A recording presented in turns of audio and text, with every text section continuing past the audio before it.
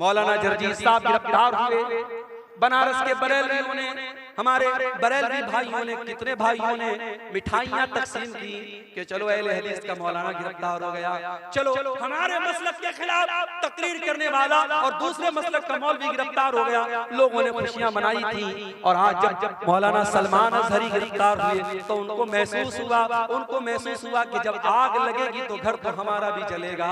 आज आग लगी है, आज उनके मसलक के आलिम को गिरफ्तार किया गया। और अल्लाह का शुक्र है किसी अहले हदीस ने ये इस पर खुशी का इजहार नहीं किया, बल्कि बहुत सारे अहले हदीस उलमा ने, और मैं खुद उनमें शामिल हूँ, मैंने भी इसकी मुखालफत की और मैंने सपोर्ट किया कि मौलाना मुफ्ती सलमान अजहरी को गिरफ्तार करना गलत है।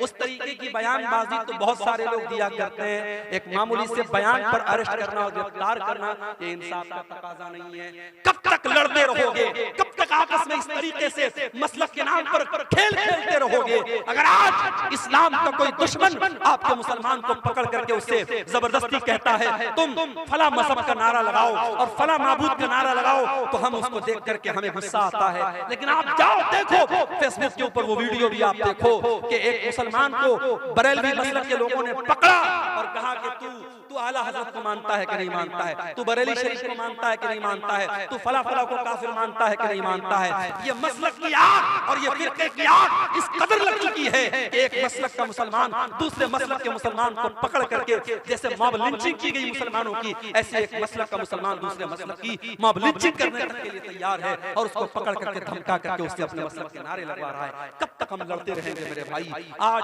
पानी सर से ऊंचा जा चुका है। जब हमारा दुश्मन मसलक की बुनियाद पर और फिरके की बुनियाद पर हमारे दरमियान कोई तफरीक नहीं करता, तो हम और आप अपने आप को तफरीक में क्यों बांटे हुए हैं? आओ सीसा पिलाई हुई दीवार बन जाओ। और मैं बड़ी खुशी के साथ कहता हूं, मैं पक्का सलफियुल मसलक अल्हम्दुलिल्लाह हूं और बनारस के जामिया सलफिया जो हमारी जमात का मरकजी इदारा है, वहां से मैंने तालीम हासिल की है।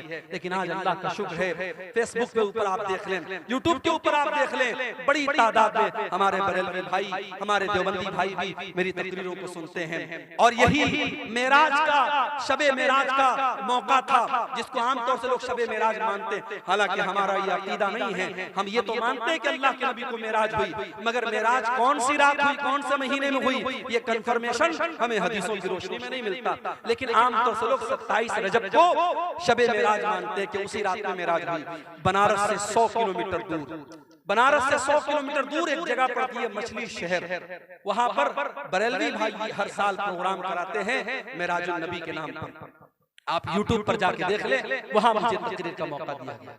बरेलवियों का मजमा है, उनके नारे लग रहे हैं, उनके उलमा बैठे हैं वहां पर। अल्हम्दुलिल्लाह मैंने तकरीर की और कुरान और हदीस की रोशनी में की, और जो सही बात है, जो किताब और सुन्नत की बात है, वो मैंने बयान की। मेरे भाइयों, हम चाहते हैं कि ऐसा माहौल बने, एक दूसरे का एहतराम हम करना सीखें, एक दूसरे के उलमा का एहतराम करना हम सीखें। हमारे जो इख्तिलाफात हैं, हम एक दायरे में रह करके उसको हल कर सकते हैं। लेकिन आज मसलक खेलने का टाइम नहीं है मेरे भाई। हमारी तारीख ये बताती है, अंदलुस जैसा मुल्क मुसलमानों से खाली हो गया, वहाँ की मस्जिदों को अस्तबल बना दिया गया, वहाँ की मस्जिदों में दास के अड्डे और शराब के अड्डे बन गए। क्यों?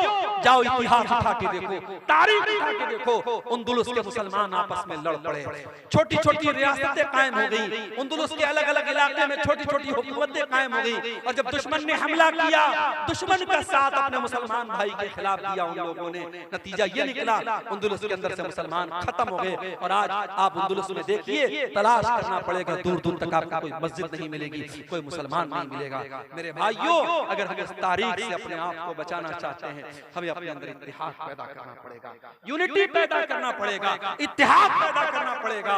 और जब हम इत्तेहाद की बात करते हैं तो माफ कीजिए, हर चीज में इत्तेहाद की बात आती है। आगे मुल्क में हुक्मरानी किसकी होगी, मुल्क के इक़्तिदार पर कौन बैठेगा, हम डिसाइड तो नहीं कर सकते कौन बैठेगा, मगर हम ये तो बता सकते हैं कि हम मुसलमान इस इस मुल्क में हम मुत्तहिद होकर के हम वोटिंग करते हैं।